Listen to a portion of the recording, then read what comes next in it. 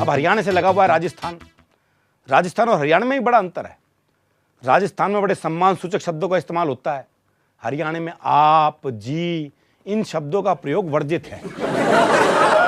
मैं राजस्थान गया हूं जी, श्री गंगानगर, श्री डूंगरगढ़, शहर के नाम के आगे भी श्री। हरियाणा में तो बाप के नाम के आगे नहीं लगा हुआ है। बोले किसका से? बोले देवकी का। मुझे एक भिखारी मिला, बोले 6 रुपए दे। भाई हमारे यहां दीजिए शब्द है ही नहीं।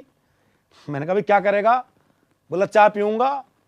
मैंने कहा चाय तो 3 रुपए की आती है। बोला तू नहीं पीएगा मेरे साथ? मैंने कहा शर्म नहीं आती सड़क पे भीख मांगते हुए? बोला इस काम के लिए भी ऑफिस खोल लूं। मैंने एक से कहा, मैंने कहा तुम्हारे हाथ पांव ठीक ठाक है, फिर भी भीख मांगते हो? बोला तेरे रुपए 2 रुपए के लिए अपने हाथ पांव तुड़वा लूं के? एक से मैंने कहा तुम्हारे हाथ पांव ठीक ठाक है, कोई मेहनत का काम क्यों नहीं करते? तो पलट के बोला तेना कभी भीख मांगी है?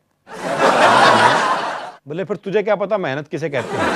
आदर सूचक शब्द हमारे यहाँ होते नहीं। अच्छा, जैसे राजस्थान में चले जाओ कितनी मान मनुहार होती है, किसी रेस्टोरेंट में चले जाओ वेटर तक इतनी मान मनुहार करते हैं। हरियाणा में तो ये मान मनुहार खुद ही करानी पड़ा है।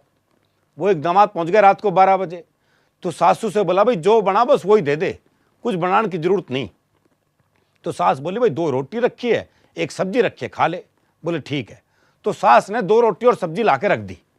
तो अगले ने 1 रोटी वापस करी। तो सास बोली वापस क्यों दे है?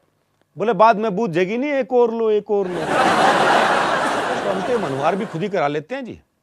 अच्छा, राजस्थान के ठीक बराबर में गुजरात है। मैं एक बार एक गुजराती परिवार में खाना खाने पहुंच गया। मैं ही जानता हूं जी मेरी क्या स्थिति हुई। वो छोटी छोटी कटोरियों में तो सब्जी, भाई ने खाऊं सूंघूं, क्या करूं भाई, समझ में नहीं आ रहा था। वो जामन जितना दही, वो दही लो जी दही। अब हरियाणा में तो गिलास भर के छाछ नहीं मिले तो काहे की दही भाई।